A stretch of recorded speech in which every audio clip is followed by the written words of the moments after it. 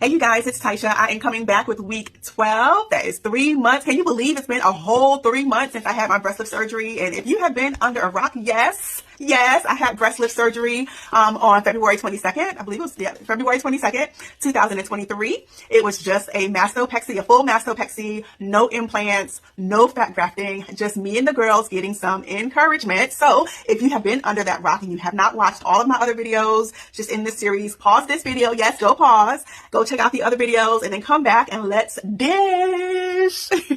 All right. So you caught up? All right, good. So let's dish now, okay? All right, so I must be the most blessed girl in the world or the best patient in the world. I don't know if I just have a very high tolerance for pain or what it is, but this entire experience from week 1 to where I am now at 3 months post-op has been relatively seamless and perfect. I don't know if perfect is a thing to describe it, but it's been pretty seamless and perfect, like meaning that there hasn't been any pain. And when I say pain, meaning nothing has really hurt. There has been some discomfort, like I've talked about in my past videos, especially around week 4 when my nerves were regenerating. So what happens, of course, when you cut yourself, your body has experienced a trauma. And so your nerves are detached. And so your nerves have to kind of come back on board. And so when your nerves come back on board, it feels like you're getting like shocked by like electricity, and it just comes at like random times. And that can sometimes be painful and unexpected. So you're just walking around like, right? And so that happened at about week 4, between week 4 and week 6 for me. But even with that, it's been relatively just like fine. Hey you guys, it's Taisha. I am checking in with my 5-week update. So my surgeon's office, my surgeon plus my nurse has given me permission to remove the tape, you guys. And I have been waiting for this moment for a long time because that means that I get to start my scar treatment. So I want to show you what they gave me. They gave me this biocorium. Can you see that? Biocorium advanced scar treatment. It's a 1 ounce container that I'll be using. Actually, this is what I actually bought for myself. I bought silicone scar gel. Can you see that? I got this from the Amazon. And I also got Aquaphor advanced therapy ointment body spray. This is so that it can soothe and moisturize my incision site. So I'm going to actually be using this today because when they have, so this is what happens. So every week after my surgery, I went back to my surgeon's office and they removed my tape. They checked my scars to see how my scars are doing. Everything's been doing fine. So then they just put the tape back on and I go about my merry way.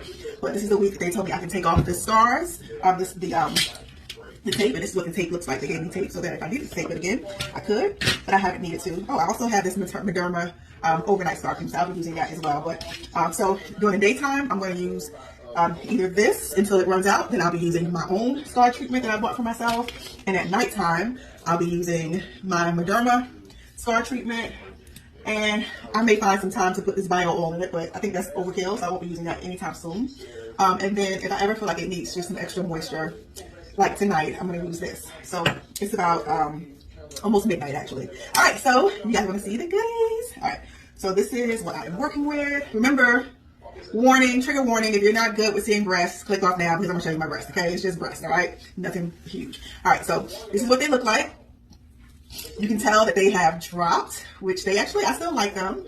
Remember, they were like combed, they were like this right after surgery, but they have now are starting to what they call fluff and settle because the swelling has gone down. And so I do not have implants. I just have my own scar tissue. So I'm not going to have the upper pole fullness. The upper pole fullness is this part. When you see people having all of the cleavage, that's because they either have their own breast tissue or they got implants. But I don't have that. I have old women breasts, so they're going to settle, and I like them. So it's all good. All right. So I'm going to, you can see this is already started to remove. Oh, yeah. So the what do you call those things?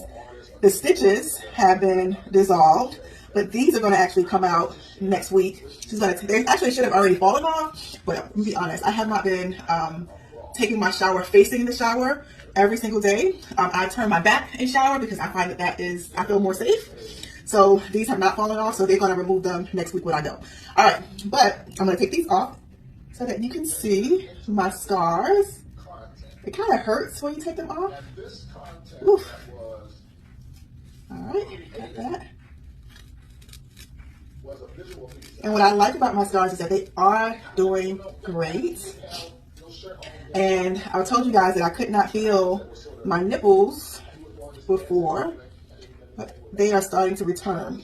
So I was telling everybody that are close to me that week 3, for me, week 3 and week 4 were horrible because my nerves were starting to regenerate and come back online. Ooh, this really hurts. Ooh, that hurts. That hurts.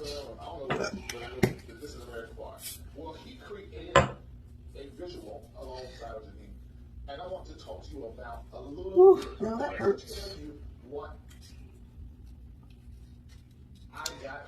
So my nipple sensation and my left, there we go, is starting to come back. It's not totally there, but it is about, I would say, maybe 40% there, which is great. Ooh, this hurts, y'all. Ooh.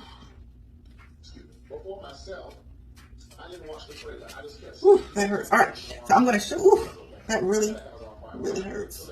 Ooh. All right, so I'm gonna show you guys how my scars are doing. So this is under. Can you see that? That's under my left breast. That's the part that I don't like. I do want to show you guys my nipples. You see, that hurts right there. Ooh, that hurts so bad. I'm gonna have to put some moisturizer on it. But you can see my scars there. All right. Let me show you guys under my right. Ooh, that hurts so bad. Ooh, that hurts. This is under my right breast. You can see that.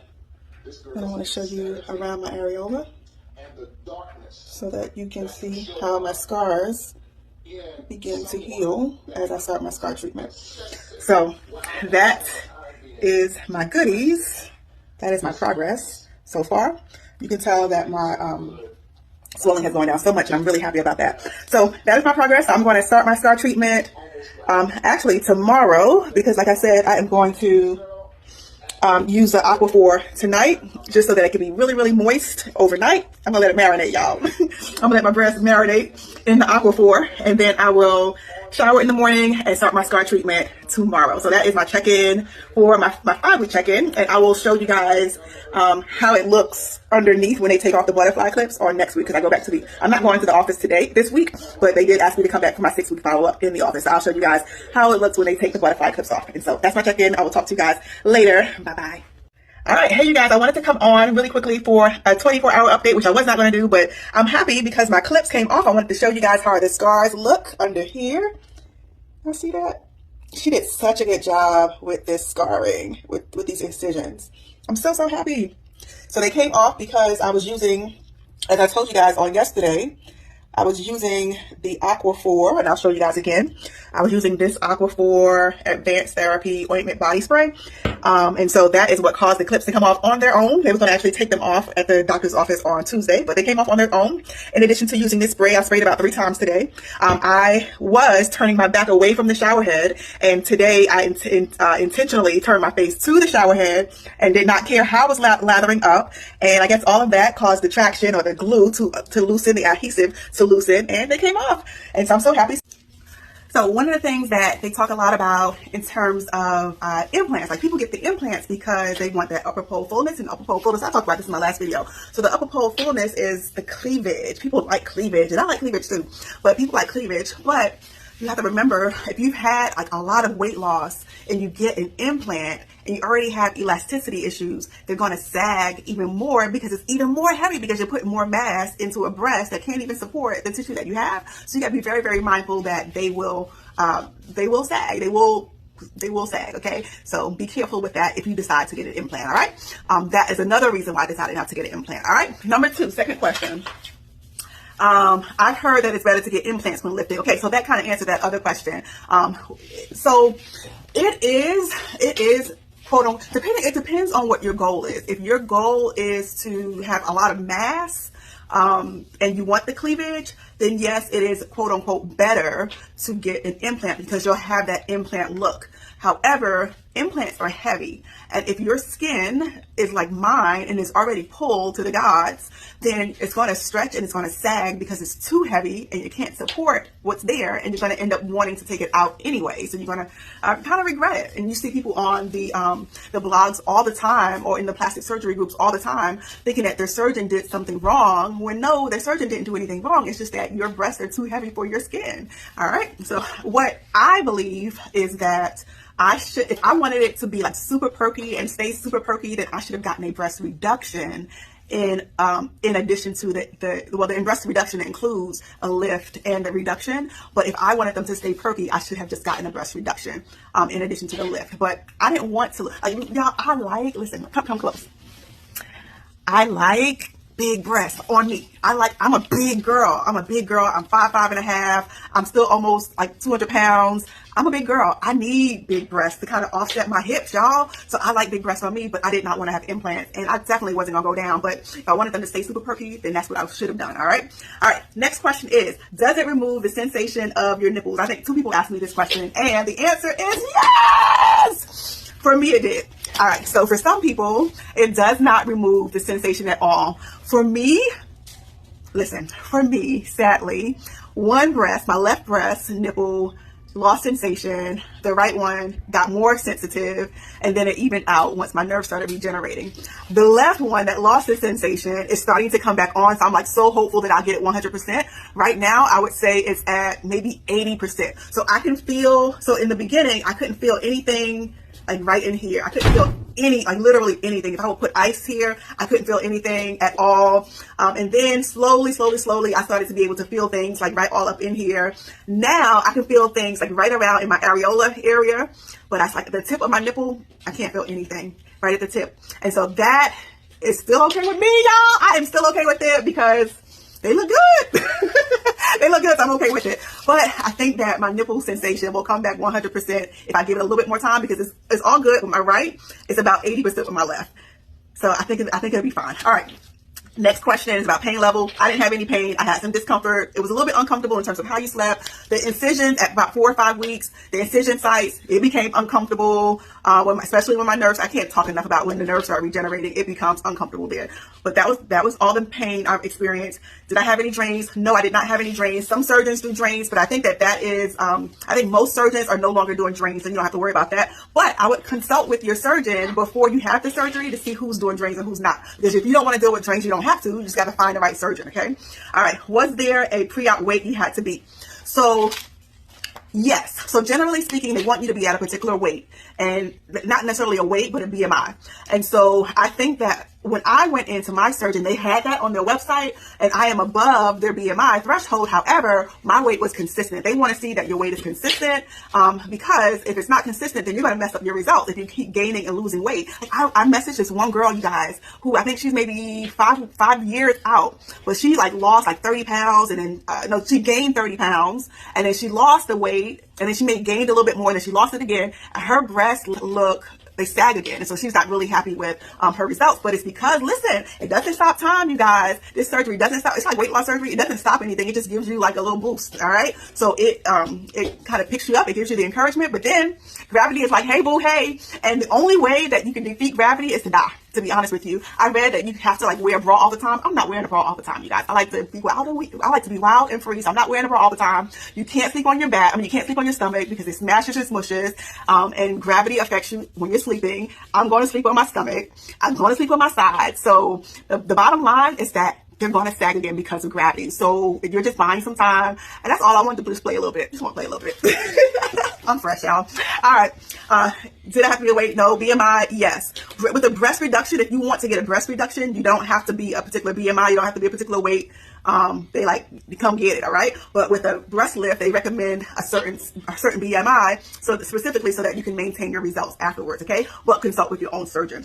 All right. And then the only last thing that I wanted to talk about was keloiding. Y'all, and I'm going to show y'all the pictures, but I thought I had escaped the keloid, you guys. I thought I had escaped keloiding because I got to like 8 weeks, 9 weeks, and they were still looking good. It was clear. They was looking so good. My scars were looking so good. And then I woke up, it seems like one day, and boom, I got keloids. And so I'm going to show it to you. I don't know which way I'm going to put it, but I'm going to show you. I'm going to put it here. I'm going to show you the keloids, you guys. And so I am really, really heavy on my scar treatment now. We'll see what happens. But to be honest with you, if the keloids or the hardening of my skin doesn't go anywhere, I am still so happy about this decision that I made for myself. I don't regret it even with the keloids because they look good to me. They still a little bit saggy. Y'all see. Well, look, they look good to me. All right. Let me see. Anything else I want to say? All right. The last thing I want to say, some people ask, are you going to have another surgery? I have considered having a tummy tuck. Right now, I'm fighting it hard to not have a tummy tuck. I'm going to be honest with you guys. Once you start having plastic surgery, it does become addicting because you're like, I can just cut this off. I can just slap this off. I can just go get this injected. But what I love about it is that it's still your choice. Listen, it's your choice. You get to do what you want to do with your body. You just do. We just get to do what we want to do with our body. Here's my caution. And I said this before. I'm going to say it again. Don't do it for self-esteem. Don't do it for someone else. You have to love yourself and let the decision flow out of the love that you have for yourself, not because of you don't love yourself or you're trying to love yourself more. I don't know if that makes sense. I hope it does. All right. So that's what I want to say. I don't know if I'm going to post another video. I think that's it. I don't have anything else. Come on, baby. I think that's it. I don't think I have anything else to say about this surgery, but if I do, I will post it. That's it. If you have any questions, post them below. If not, thank you for joining me on this journey. Bye-bye. Bye-bye.